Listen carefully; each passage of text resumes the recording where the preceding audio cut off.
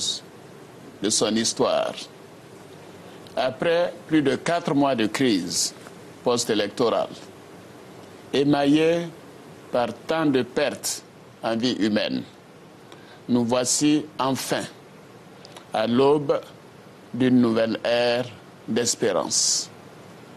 Après plusieurs semaines d'affrontements inutiles, l'ancien chef de l'État, M. Laurent Gbagbo, a été arrêté ce lundi 11 avril 2011 par les forces républicaines de Côte d'Ivoire. Comme tous les Ivoiriens épris de paix, nous aurions voulu que le transfert du pouvoir à l'issue du scrutin du 28 novembre 2010 se fasse autrement. Cependant, nous voudrions rassurer les Ivoiriennes et les Ivoiriens et la communauté internationale que toutes les dispositions sont prises pour assurer l'intégrité physique de M. Laurent Gbagbo, de son épouse et de tous ceux qui ont été appréhendés.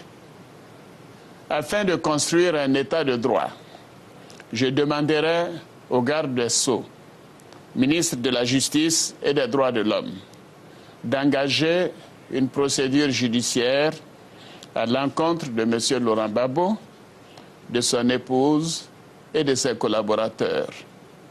Il leur sera réservé un traitement digne et leurs droits seront respectés.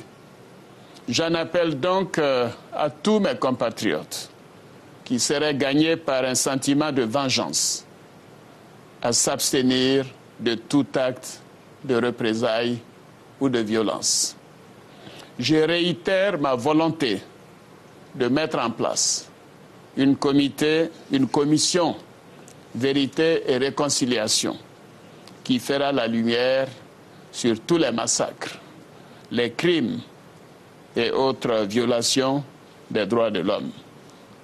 Aux jeunes transformés en miliciens, ils doivent comprendre que leur combat n'a plus de sens aujourd'hui.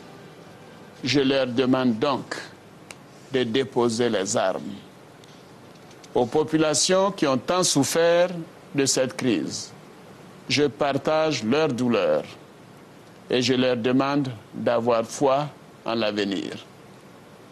Mes chers compatriotes, pour un retour à l'ordre et au calme, j'ai demandé à la police nationale, à la gendarmerie nationale, aux forces républicaines de Côte d'Ivoire et aux forces impartiales de veiller à la sécurisation des personnes et des biens à Abidjan et sur toute l'étendue du territoire.